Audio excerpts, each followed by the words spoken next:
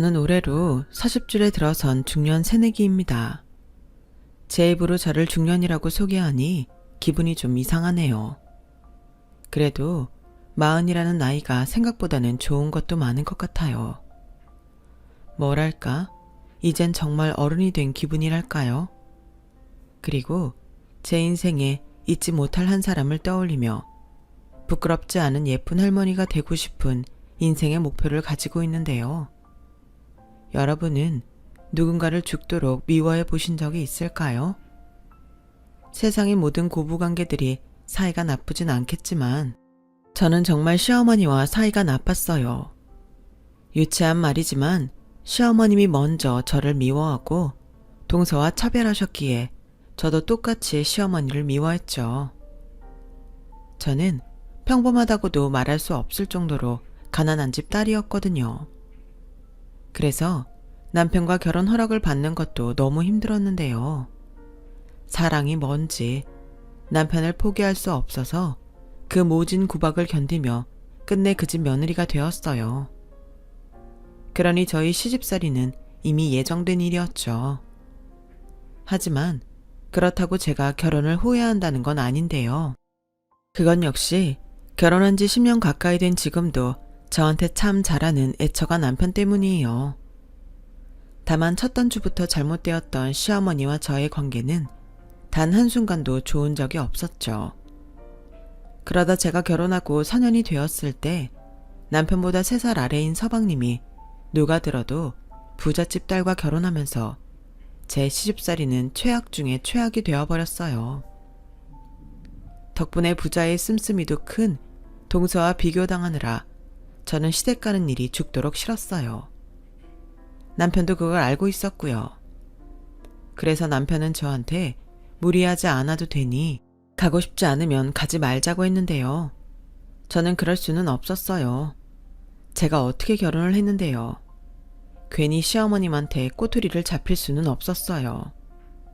그러다 제가 임신을 했고 결혼 후 줄곧 기다린 아이라 기쁘기도 하면서 내심 아무리 저를 싫어하는 시어머님도 손주 소식에 기뻐하지 않을까 기대했는데 그건 제 희망사항이었죠. 임신한 게 뭐 큰 벼슬이냐? 나는 아들 둘이나 낳으면서도 임신했을 때랑 하지 않았을 때랑 똑같이 할 일 다 했다. 작은 애는 지네 친정 회사 때문에 바쁘다고 하니까 이번 제사도 너 혼자 다 준비해. 괜히 임신했다고 엄살 떨 생각이면 당장 집어치워라. 이렇듯 저의 기대와 달리 저한테 돌아오는 건 서러운 기억밖에 없었네요.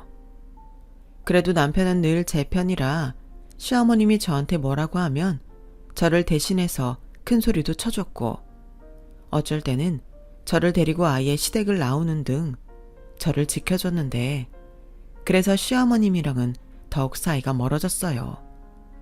제가 당신 아들 뒤에서 조종한다고 생각하셨거든요.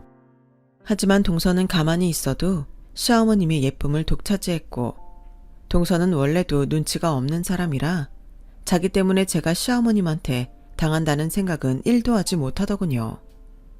그렇다고 동서가 경우가 없이 시어머님의 기세를 등에 업고 저를 무시하거나 함부로 하진 않았는데요. 조금 전에 언급했듯이 동서는 눈치가 없어 본의 아니게 제 속을 뒤집을 뿐이었어요. 살아온 환경이 달라서인지 동서는 생각 없이 말을 툭툭 하는 편이었고 저는 이해할 수 없는 것들을 너무나도 쉽게 행동으로 옮기곤 했는데 그 중에 하나였던 사건으로는 시어머니께 어버이날 선물로 1000만원짜리 밍크코트를 사드리자고 하더군요. 저는 액수를 듣고 깜짝 놀라 난색을 하고 말았고요. 밍크코트? 게다가 1000만원? 동서, 그거 너무 과하지 않아? 어버이날이면 시부모님 두 분이 같이 좋아할 만한 걸로 해야지. 밍크는 너무했다. 반반씩만 해도 500만원인데 내년 어버이날은 어쩌라고. 그러지 말고 내년에 어머님 환갑이니까 그때 하면 어때? 물론 가격대를 조금 낮춰서. 네? 밍크가 과해요? 원래 다들 그렇게 하는 거 아닌가? 그리고 아버님은 아버님대로 좋은 거 해드리면 되죠. 골프채 같은 걸로? 우리 아버님은 골프 안 하셔. 그리고 솔직히 우리 형편에 너무 부담이지. 어머, 그러셨어요? 죄송해요. 저는 그런 줄도 모르고. 알겠어요. 어버이날은 그럼 각자 부담되지 않는 선에서 알아서 하는 걸로 해요. 그럼 되죠? 그래, 동서. 저는 그때는 동서가 그래도 어른이니까 제 말의 의미를 이해했다고 생각했어요. 그런데 동서는 제 말의 의미를 다르게 해석했더라고요. 제가 부담스러우니 하고 싶으면 너 혼자 하라고 이해했다는 듯 어버이날 기어코 1,000만원짜리 밍크코트를 시어머니께 사드렸어요. 저는 봉투로 각각 시부모님께 20만원씩 현금으로 준비했는데 동서의 선물에 입이 찢어진 시어머님은 제가 드린 봉투를 받자마자 던져버리셨죠. 그때는 정말 마음 같아서는 도로 주워 가져오고 싶었는데 시아버님이 제가 기분이 상할까 얼른 봉투를 집어들고 시어머니께 타박을 하셨어요. 아니 이 사람아, 큰애 성의가 있는데 이걸 막 내던지면 어떡해? 사람이 그러면 안 되는 거야. 그 털옷이 뭐가 그렇게 좋다고? 또 큰며느리만 싸고 돌지. 아니 딱 봐도 봉투가 얇잖아요. 무슨 어린애 용돈 주는 것도 아니고. 이거 봐요. 우리 둘째 며느리 통 큰 거. 자기도 롤렉스인지 시계 받아서 좋으면서 왜 나만 이상한 사람 만들어요? 사람이 솔직해야지. 나 이거 이번 겨울에 입고 나가서 친구들한테 자랑할 거야. 어때? 잘 어울리니? 이놈의 에펜네가 더워 죽겠는데 당장 벗어. 털옷을 입고 있으니까 아주 반달곰이 따로 없네. 아버님, 왜요? 어머님한테 딱인데? 어머님 엄청 잘 어울리세요. 최고. 그때는 동서가 일부러 저를 골탕이라도 먹이려고 한 행동인 줄 알고 기분이 상했어요. 그런데 동서가 저한테 슬쩍 오더니 형님이 부담스럽다고 하셔서 그냥 저 혼자 가서 샀어요. 제가 곰곰이 생각을 해봤는데 형님 입장에서는 많이 놀라셨을 것 같긴 하더라고요. 제가 생각이 짧았어요. 다음엔 선물은 그냥 제가 알아서 할게요. 그나저나 어머님은 왜 그러시지? 아무리 소액이라도 그러시면 안 되는 건데. 그렇죠, 형님? 라고 하는데 저걸 가서 따져야 하나 위로해줘서 고맙다고 해야 하나 참 헷갈리더군요. 하지만 확실한 건 동서는 아무것도 모르는 천진난만한 얼굴로 저한테 비곁을 먹인 것은 확실했어요. 그리고 다행히 그런 기분을 느낀 것은 저 혼자가 아니었는데 저희 남편 역시 시어머니의 태도에 기분이 상했는지 화를 내며 그러더군요. 엄마, 아무리 재수씨가 사준 선물이 좋아도 그렇지 지금 이게 뭐 하는 거야? 예슬이 엄마 기분은 생각 안 해? 야, 내가 그런 것까지 생각해야 하니? 나는 그렇다. 부모한테 얼만큼 베풀 수 있는가가 효심이야. 우리 둘째네는 이 밍크가 효심이고 니네는 꼴랑 그 봉투가 효심이지. 그럼 당연히 마음이 한쪽으로 기울지 않겠어? 엄마, 정말 이럴 거야? 알겠어. 그럼 우리는 효심이 그것밖에 되지 않으니까 그냥 도로 줘. 우리라도 잘 쓸 테니까. 어머, 줬다 뺏는 경우가 어디 있니? 그리고 그건 이미 네 아버지가 챙겼잖아. 됐고 네 처한테 가서 상이나 차리라고 해라. 배고프다. 왜 그걸 예슬이 엄마 혼자 시켜? 재수씨는. 아우, 넌 사내놈이 뭘 그렇게 따지니? 맏며느리가 시댁에 와서 일하는 건 당연한 거야. 그리고 네 처는 손이 야물어서 음식도 잘하고 주방 정리도 잘하잖아. 잘하는 거 시켜준다는데 뭐가 불만이야? 현준이 처는 생전 그런 거 안 해봐서 할 줄도 모른다고 하지 않니? 아주버님 죄송해요. 저희는 친정이나 저희 집에 일해주시는 이모님이 계셔서 음식은 제가 할 줄을 몰라요. 대신 저는 여기서 기쁨 조할게요. 아, 네, 그러시군요. 아주 팔자가 부럽습니다. 그럼 그렇게 돈도 많으시니까 그냥 저희 부모님 모시고 나가서 좋은 거 드세요. 저희는 그냥 갈 테니까. 어머, 그럴까요? 내가 왜 그 생각을 못했지? 어머님, 나가서 맛있는 거 드실래요? 저는 처음엔 동서를 좀 오해했어요. 솔직히 저만 이상하게 느낀 건 아니잖아요. 그런데 동서라는 사람을 겪어보니 어이없지만 악이라는 건 정말 1도 없는 사람이라는 걸 알겠더라고요. 하지만 그게 또 사람을 미치게 했어요. 차라리 악의를 갖고 나쁜 짓을 하는 거면 싸움이라도 할 텐데 이건 뭐 순수해도 너무 순수하니까 저만 이상한 사람이 되는 것 같았어요. 그렇다고 동서를 있는 그대로 다 받아주려니 그건 제가 도무지 감당이 되지 않더군요. 그래서 동서와는 종종 소통에 문제가 있었고, 그런 동서와 시어머니 때문에 문제의 그날은 저희 부부만 열받고 친정으로 넘어갔어요. 그런데 저희 부부와 상의도 하지 않고 시댁은 2주에 한 번씩 격주 주말에 시댁에 모여 저녁 식사를 하는 모임을 만들었다며 통보했고, 한 달에 무려 2번이나 시댁에 가서 시어머니께 차별을 당해야 한다고 생각하니 솔직히 내키지 않더군요. 그렇다고 싫다고 솔직하게 말할 수도 없는 노릇이었고, 그때마다 못 갈 이유를 만들어내는 것도 곤욕이라 처음 몇 번의 모임에 참석했어요. 동서가 자기가 음식 전부 준비했다며 저한테 몸만 놔도 된다고 했는데 그것도 영 내키지 않았죠. 그리고 이런 저의 불길한 예감은 빗나가지 않았어요. 너는 몸만 달랑 왔으니 네 동서한테 잘해. 겉옷도 좀 들어주고. 네가 봐서 불편할 것 같으면 미리미리 센스 있게 좀 챙겨. 너 원래 그런 거 잘하잖아. 엄마, 지금 이 사람한테 뭐라고 하는 거예요? 이 사람이 재수씨 하수인도 아니고 왜 그래야 하는 건데요? 왜긴, 원래 집안에 행사나 모임이 있으면 전적으로 맏며느리가 알아서 해야 하는 건데 얘는 늘 이렇게 지 몸뚱이 하나만 오지 않니? 그럼 지 대신 이렇게 신경 쓴 아랫동서한테 고마움을 표현하는 건 당연한 거 아니야? 이래서 있는 집 사람을 들어야 한다는 거야. 얼마나 보기 좋니? 에이, 어머니 왜 또 그러세요? 어머님이 그러시면 형님도 기분 나쁘시단 말이에요. 저랑 안 그러기로 약속하셨으면서. 그래서 음식도 전부 출장 뷔페 부른 건데 형님은 직장도 다니시고 애도 키우시니까 힘들잖아요. 아니 너는 왜 그렇게 마음이 태평양이니? 정말 뭐 하나 안 이쁜 데가 없네. 그래도 그렇잖아. 사람이면 염치가 있어야지. 이런 거 보고 당연하게 생각하면 어쩌니?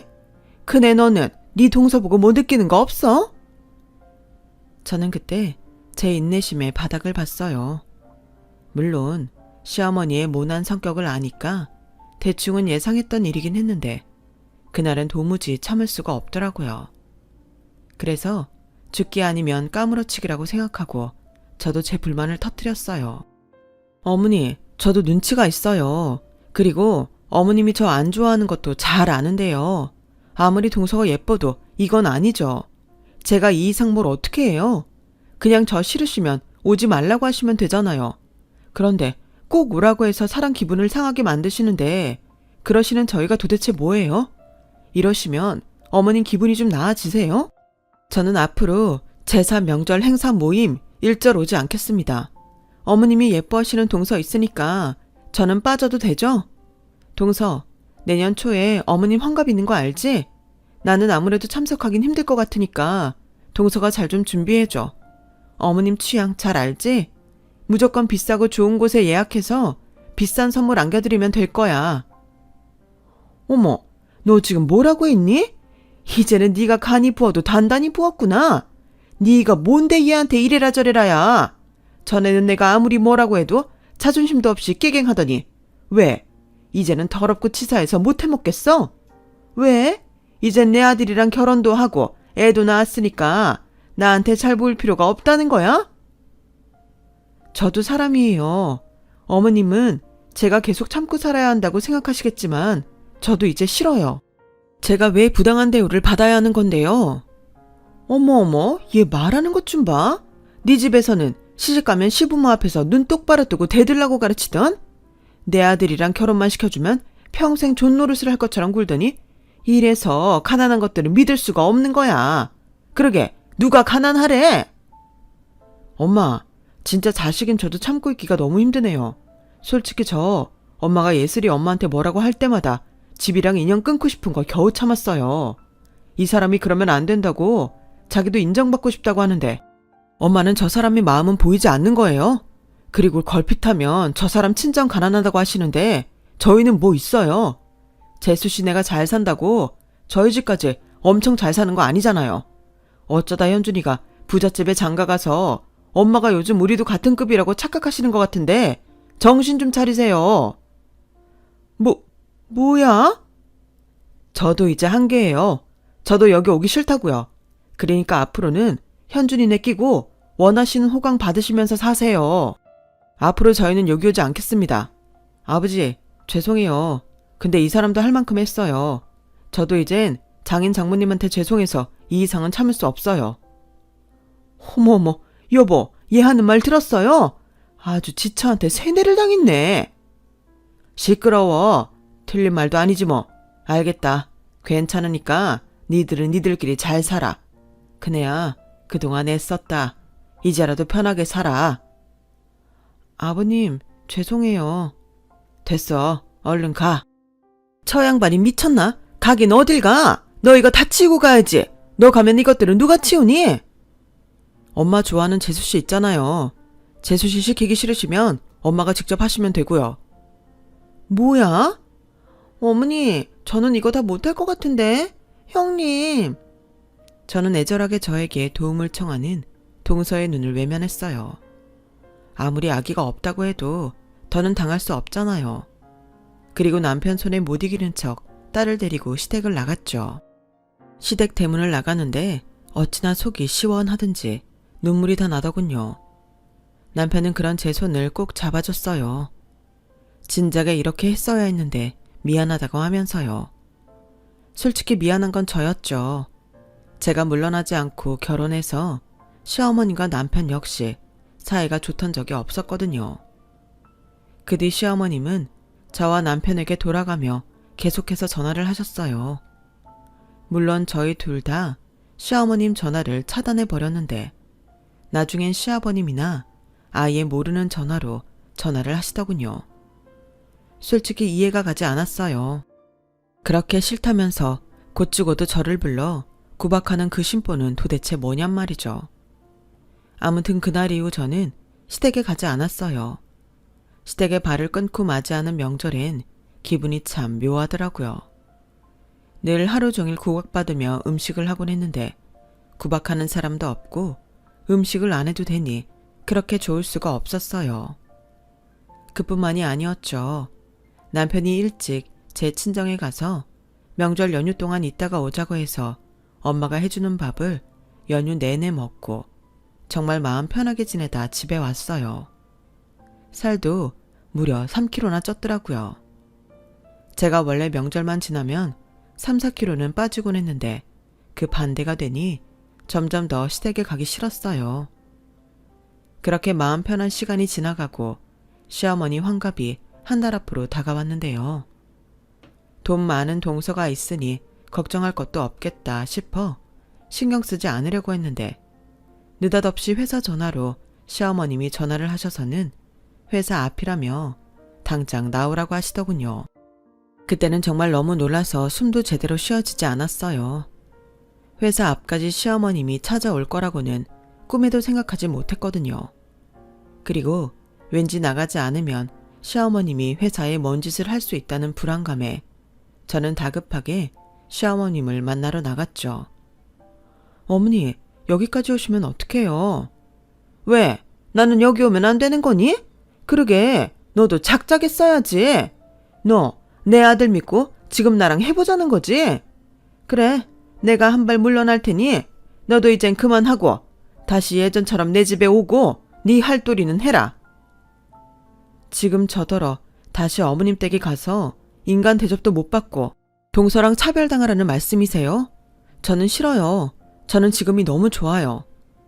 얘가 정말 너 나랑 끝까지 해보자는 거야? 어른이 이렇게 여기까지 와서 한 발 물러나겠다고 했는데 뭐? 싫어? 지금이 좋아? 그렇잖아요. 저도 사람인데 당연히 싫고 좋은 게 있죠. 오죽하면 어머님 아들인 예슬이 아빠도 자기 집에 가기 싫다고 하잖아요. 그야, 그건 네가 내 아들을 세뇌시켜서 그런 거고. 제가요? 저 그런 적 없어요. 그 사람은 뭐 눈 없고 귀가 없어요? 아무튼 저는 싫으니까 다신 여기 오지 마세요. 뭐야? 그래서 한 번뿐인 CME 환갑에 참석하지 않겠다는 거야? 내가 너더러 음식을 하라고 했어. 돈을 내놓으라고 했니? 너 내가 얼마나 우스우면 여기까지 온 나한테 이렇게 행동을 해? 네가 그러고도 맏며느리야? 왜 이럴 때면 맏며느리를 찾으세요? 그렇게 예뻐하시는 작은 며느리 있잖아요. 어련히 알아서 동서가 잘 해드릴 텐데 왜 저한테 그러세요? 어차피 제가 해드리는 건 전부 마음에 안 드시잖아요. 그리고 저만이래요. 그이도 참석 안 한다고 하는데 왜 저한테 이러세요? 그야 네가 간다고 하면 내 아들이 안 오겠니? 막말로 내 아들이 오고 싶어도 네 눈치 보느라 올 수 있겠냐고. 왜 너 하나가 우리 집 분위기를 망치는 건데? 참할 필요 없고 나는 네가 오는 걸로 알고 있으며.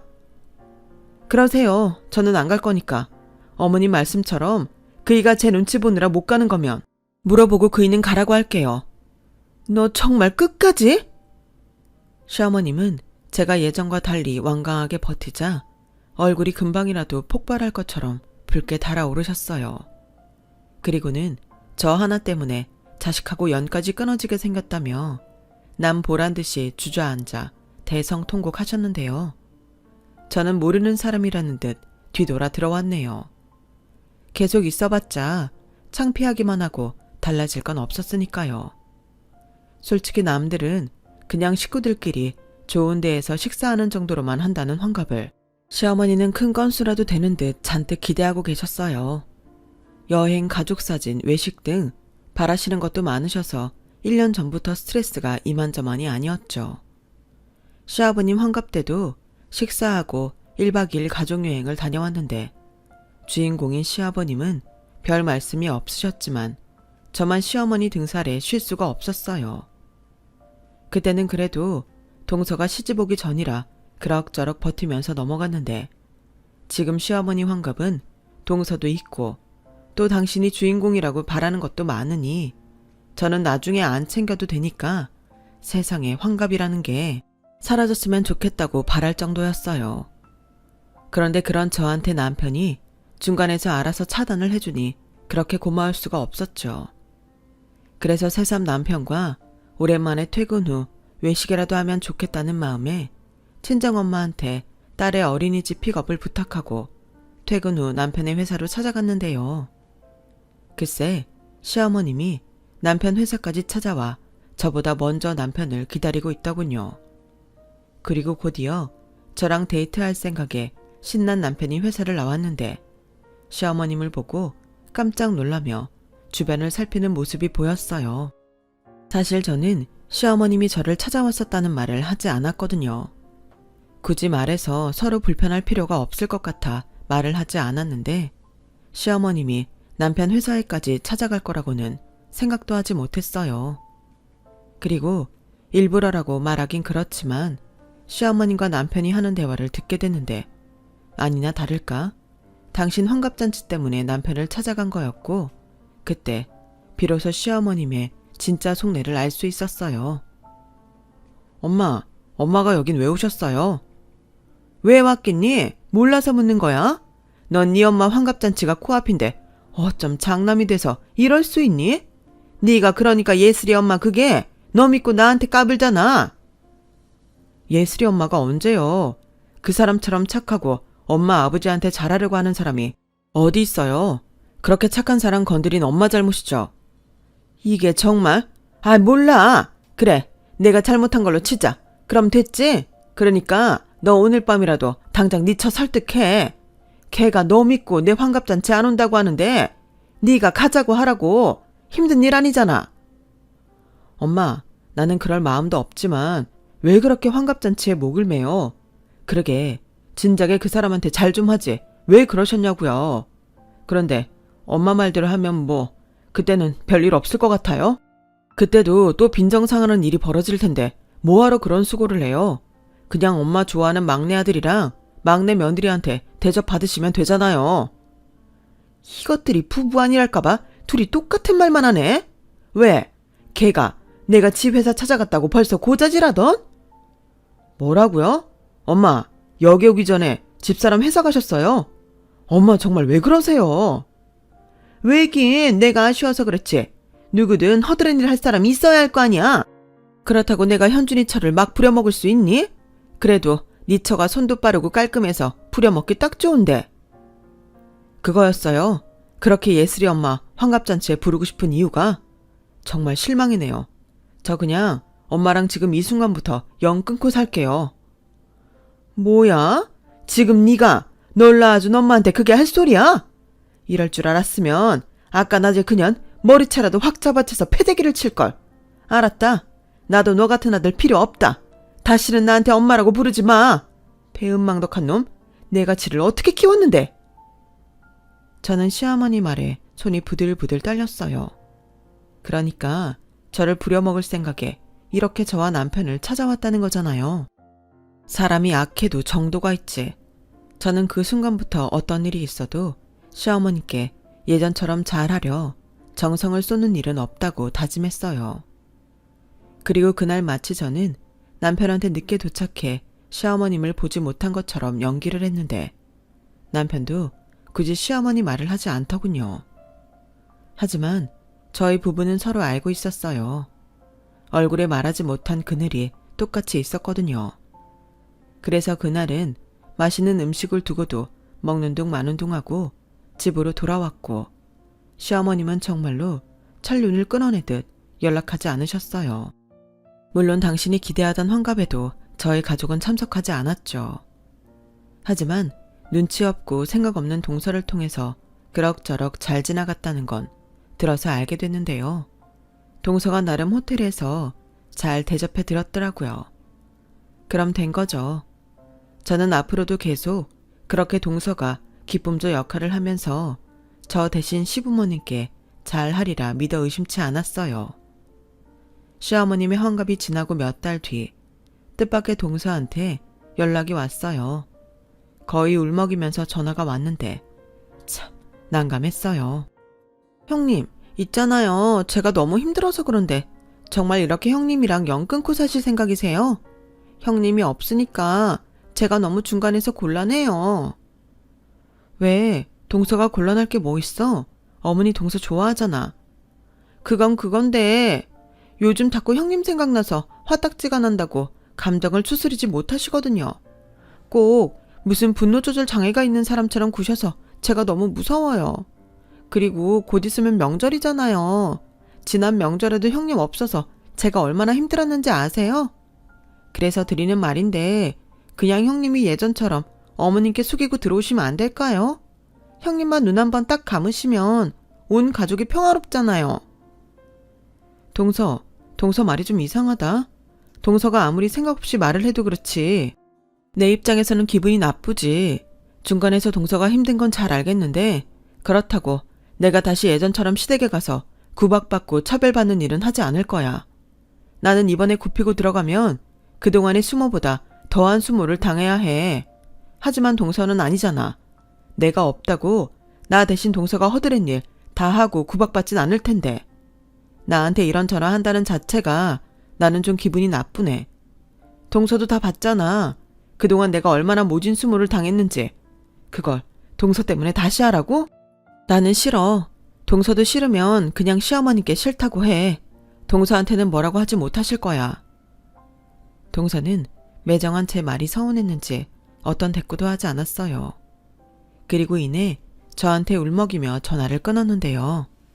나중에 문자로 왜 자기가 저와 어머님 사이에서 이런 곤란한 상황을 겪어야 하는지 모르겠다며 가운데서 너무 힘들다고 하더군요.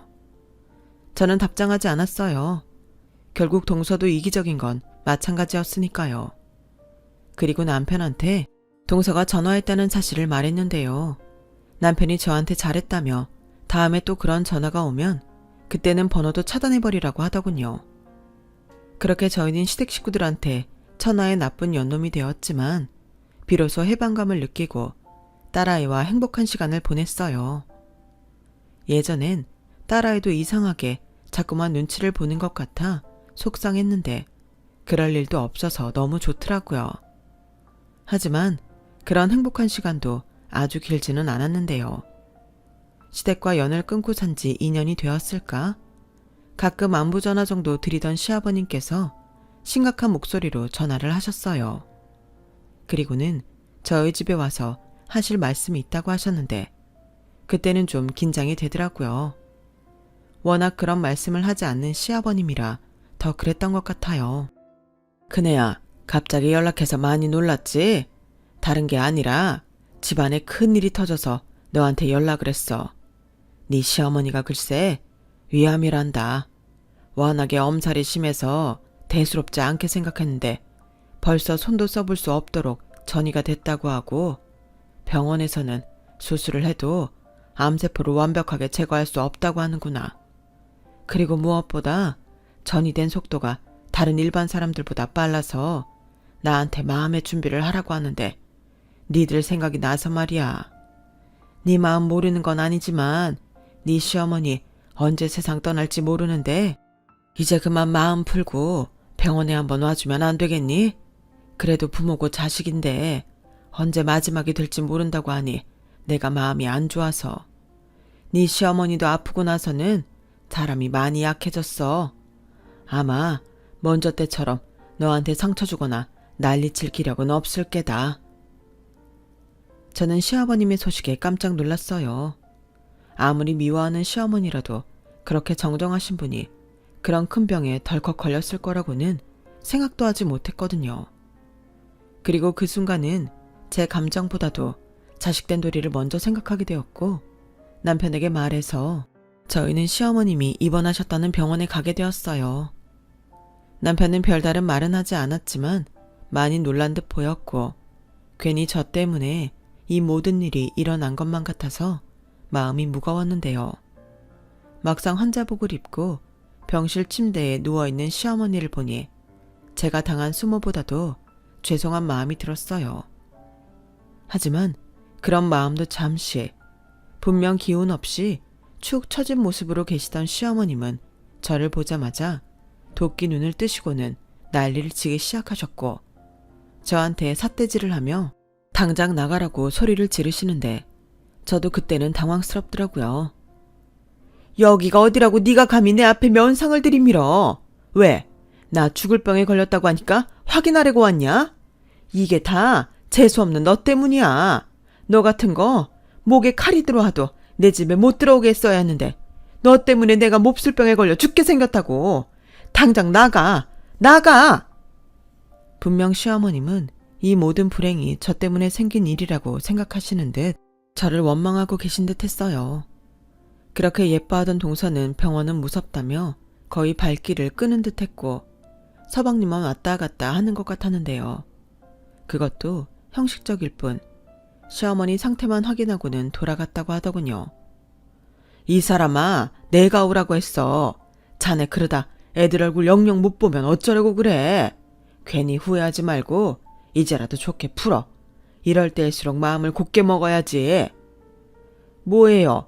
당신 지금 나 죽는 거 대비하는 거예요? 뭐예요? 내가 나 몰래 둘이 연락하고 지내는 건 모를 줄 알아요? 사람이 그러면 안 되는 거예요. 막말로 내가 잘못한 게 뭐가 있어요? 잘못은 파득파득 우겨서 결혼하고 지알도리도 하지 않은 제가 잘못이지. 이년아, 병은 네가 걸려야 해. 엄마, 진짜 왜 그러세요? 여기 오자고 한 사람이 예슬이 엄마예요.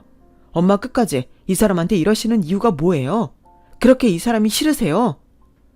그래, 싫다. 나는 쟤가 너무 싫어. 쟤만 싫은 줄 아니? 쟤가 낳은 새끼도 싫다. 너 지금이라도 당장 이혼해. 네가 이혼해야 내가 살아. 쟤만 없어지면 내가 살 것 같다. 너 내가 낳은 내 아들이잖아. 엄마, 정말 끝까지 알겠어요. 그럼 지금처럼 저 같은 자식은 없다고 생각하세요. 이 사람 때문에 엄마가 병에 걸린 거라고요? 아니요. 엄마가 평소에 악독한 마음만 품고 계시니까 그게 엄마를 병들게 한 거예요. 그동안 이 사람이 얼마나 노력했어요. 그건 우리 집 식구라면 다 아는 일이잖아요. 그런데 엄마만 모르죠. 듣자 하니 병원에서 엄마가 가망 없다고 했다는데 제가 괜히 왔어요. 그냥 장례 치를 때나 올걸. 뭐야? 지금 그게 엄마한테 할 소리야? 왜요? 엄마도 막말하시는데 저는 못해요. 저 갈게요. 얼마 남지 않은 시간 잘 보내시고 그렇게 가세요. 남편은 괜히 왔다며 저에게 병실을 나가자고 했어요. 그런데 갑자기 침대에서 벌떡 일어난 시어머니는 저를 향해 무섭게 다가오셨고 제 머리채를 잡고 저를 이리저리 휘두르시는데 그 힘이 얼마나 세던지 제가 정신을 차릴 수가 없을 정도였어요. 결국 남편과 시아버님까지 합세해 시어머니를 말렸고 저는 만신창이가 되고 말았는데 저도 너무 억울했어요.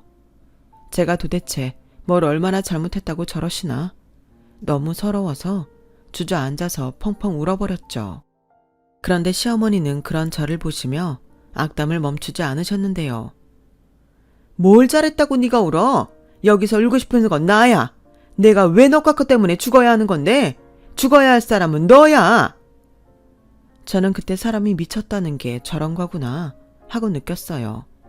그리고 더는 그 모습을 지켜볼 수 없었던 시아버님은 시어머님을 잡고 흔드셨는데요. 제발 그만 좀 해, 이 사람아. 당신이 그러고도 어른이고 애미야. 사람이 죽을 날 받아놨으면 심보를 좋게 먹어야지. 그렇게 독만 품고 눈 감으면 당신 속이 시원하겠어. 그리고 당신 병 걸린 게 왜 얘 때문이야? 말은 바로 해. 그동안 당신이 그렇게 악독하게 얘를 괴롭히니까 하늘에서 천벌을 내린 거라고. 당신이 죽어도 어느 자식이 당신을 보겠다고 가겠냐고. 죽어서도 외롭고 싶은 거야. 저는 결혼하고 시아버님이 그렇게 목소리를 높이시는 것을 그날 처음 봤어요. 그리고 당신 남편의 모습이 충격이었는지 시어머님은 분노에 양손을 부들부들 떨면서도 아무 소리하지 못하셨는데요. 그때 아무도 예상하지 못한 충격적인 상황이 일어났어요. 어른들의 큰 소리에 놀란 5살 제 딸아이가 자기 숨는다고 그만 동서가 사준 1,000만 원짜리 시어머님의 밍크코트를 뒤집어 쓰고 바닥에 웅크리고 있었는데 그걸 시어머님이 보시고는 정신줄을 놓으시고 마셨던 거예요. 이 상놈의 기집애, 이게 얼마짜리 밍크인 줄 알아? 시어머니는 아픈 사람이라고는 믿을 수 없을 정도로 제 딸에게 다가가 당신의 밍크코트를 휙 걷어냈고 웅크리고 있던 제 딸의 머리를 세차게 치셨어요. 그래도 당신 촌녀인데 그 모습에 다른 사람들도 지나가다 보고는 경악을 금치 못했죠. 그리고 화가 머리 꼭대기까지 난 저와 남편은 이를 도저히 넘어갈 수 없었는데요. 저는 얼른 딸아이를 안아서 병실을 나왔고 제 등 뒤로 옷이 찢어지는 소리가 들렸어요. 네, 저희 남편이 있는 힘껏 그 밍크코트를 찢어버린 거예요. 자기도 얼마나 화가 났으면 어지간해서는 사람 손으로 찢어질 리가 없을 그 옷이 찢어졌는데 그 순간 시어머니의 목소리도 찢어지도록 울렸죠. 아무리 비싼 옷이라고는 하나 사람보다 더 비싼 건 없잖아요. 시어머님은 아마도 그걸 모르는 어리석은 사람이었고 너무 소리를 지른 탓인지 쓰러지고 마셨어요. 하지만 남편은 개의치 않고 저를 따라 병실을 나왔고 다시는 여기 올 일 없다며 제가 안고 있는 딸아이를 안고 빠른 걸음으로 병원을 나갔는데요. 그 뒤 저희는 시어머님에 대한 그 어떤 말도 나누지 않았어요. 저희도 한동안 그 일로 정신적으로도 많이 힘들었거든요. 그리고 시아버님도 충격이 크셨는지 일체 전화도 하지 않으셨고 그때 유일하게 전화를 하던 사람은 눈치 없는 동서뿐이었죠. 동서는 서방님한테 들은 시어머님의 상태를 저한테 전하며 시어머님이 곧 돌아가실 것 같다며 징징거렸는데 가만히 들어보니까 제가 장례식에 오지 않아 자기 혼자 장례식 일 처리를 다 해야 할까봐 그게 걱정인 것 같았어요. 형님, 저도 들어서 잘 알고 있지만 그래도 형님이랑 아주버님이 집안에 맞으니까 장례식 때는 오실 거죠? 저 이런 거 한 번도 해본 적 없는데 들어보니까 3일 동안 꼼짝도 못하는 거라면서요. 동서, 어차피 동서는 돈도 많은데 뭐가 걱정이야? 요즘 상조회사가 다 알아서 해주는데. 저도 그런 줄 알았는데 그런 것도 아니더라고요. 좌우간 할 일이 엄청 많던데. 형님, 오실 거죠? 저 형님 없으면 안 돼요. 동서, 내가 진짜 어지간하면 이런 말 안 하려고 했는데 동서가 그렇게 자기 편한 대로 살면 안 돼. 그리고 내가 동서 못하는 거 대신해주는 사람이야? 말을 해도. 죄송해요. 제가 또 눈치가 없었어요. 그런데요, 저는 평생을 이렇게 살았는데 하루아침에 못 고치잖아요. 그래도 고쳐. 나는 가끔 시어머님보다도 동서가 약올라. 나랑 싸우고 사이 나빠지고 싶은 거 아니지?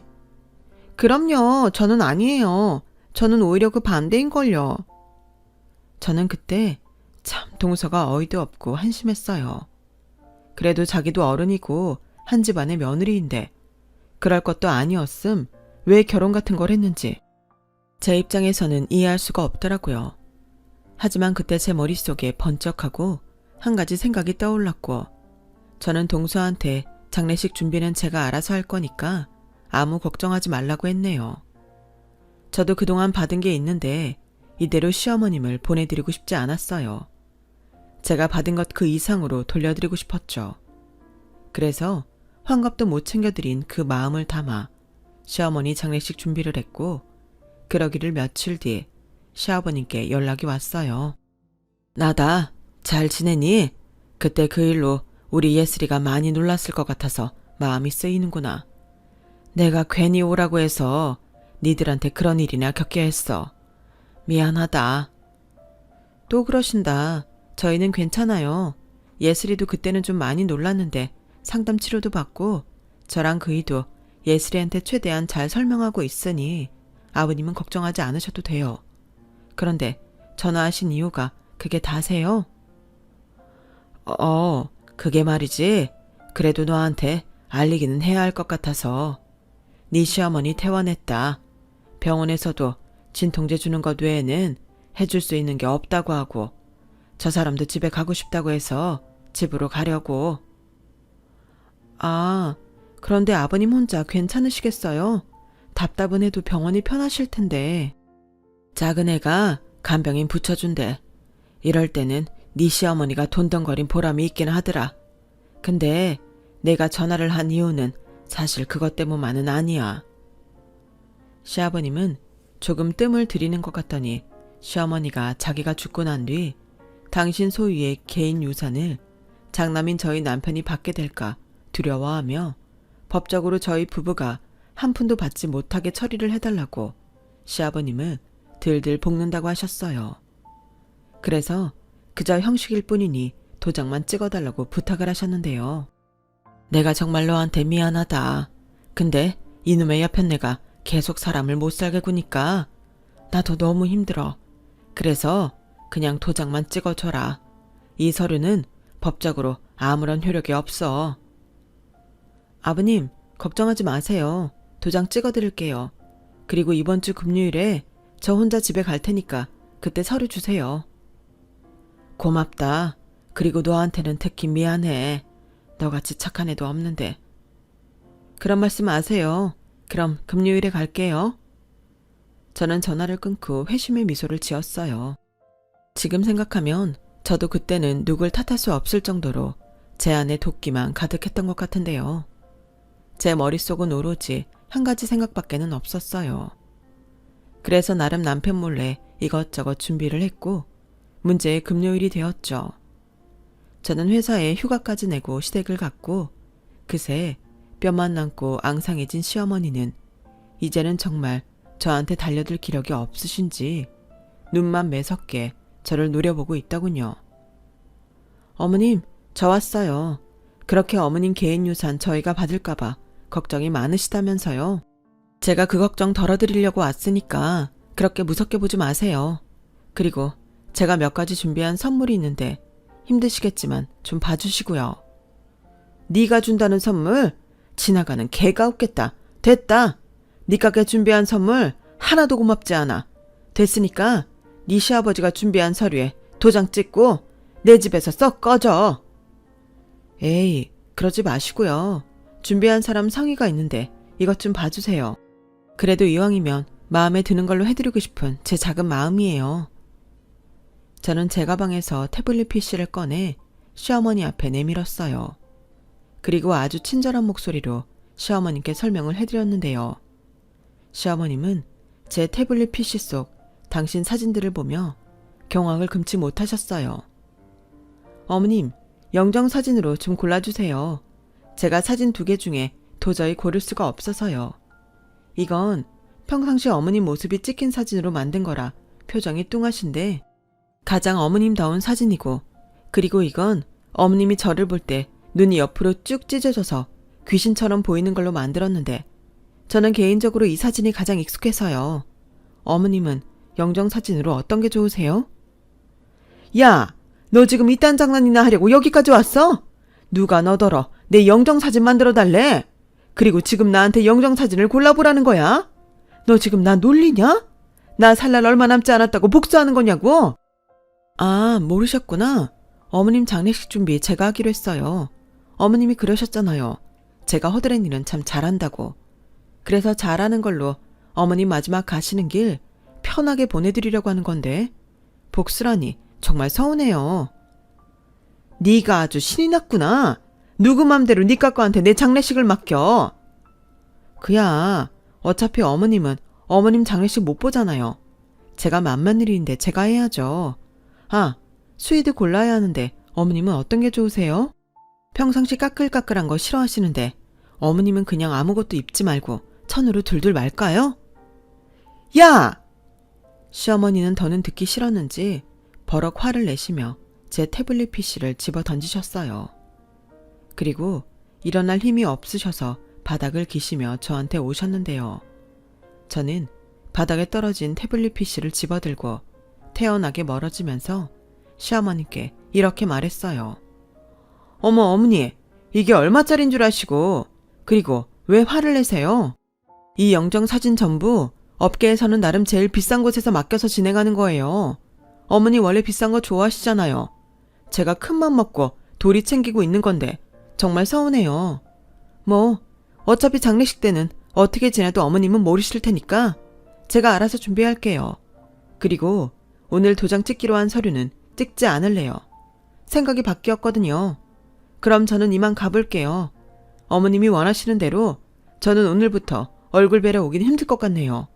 어머니 장례 준비하느라요. 언제 돌아가실지 모르잖아요. 저런 망할년? 넌 천벌 받을 거야. 천벌은 지금 어머님이 받고 계시잖아요. 저는 그냥 마지막 선물 해드리는 건데. 그러게 왜 제 딸한테 그러셨어요? 저도 엄마인데 그걸 보고 참을 줄 아셨냐고요. 그럼 부디 편히 떠나세요. 남겨진 가족이랑 유산은 제가 알아서 잘할 테니 걱정하지 마시고요. 시어머니는 기어코 자리에서 일어나시려고 용을 쓰셨어요.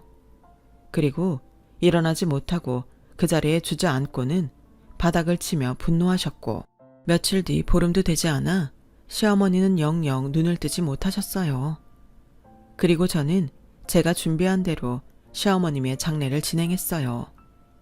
빈소에는 제가 시어머니한테 보여드린 사진이 아닌 곱게 웃고 계신 사진으로 올려드렸고요. 아무리 제 안에 미움이 크다고 해도 고인의 마지막 길을 욕볼 수는 없으니까요. 스웨이도 최대한 좋은 걸로 해드렸는데 시어머님은 제가 준비한 진짜 선물이 마음에 드셨을지는 모르겠네요. 한순간도 좋은 말을 들었던 적이 없었기에 애증인지 뭔지 저는 한 번도 본 적 없는 자상한 시어머니 영정사진 앞에서 내내 눈물이 났어요. 동서는 저한테 왜 우냐며 오히려 시원하지 않냐고 물었지만 저도 그런 감정은 처음이라 뭐라고 설명할 수가 없더군요. 그리고 시어머님은 화장을 하기로 했기에 한 줌에 제가 되셨는데 시아버님은 납골당이 아닌 그냥 바닥에 뿌리는 걸로 하고 싶다고 하셨어요. 어차피 사람은 죽으면 끝이다. 죽어서도 재산이 뭐니 하면서 챙길 필요 없다.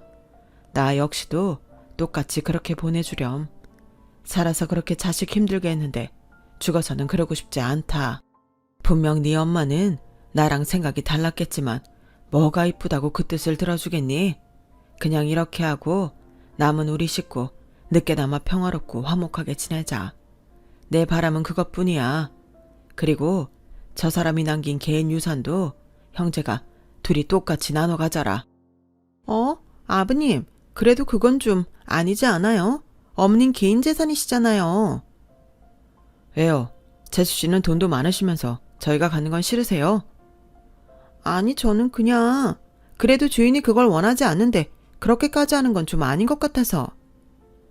맞아. 나도 동서 말이 맞다고 생각해. 아버님, 저희는 받지 않을래요. 저도 뭐 끝까지 참지 못했으니까 잘한 것도 없죠.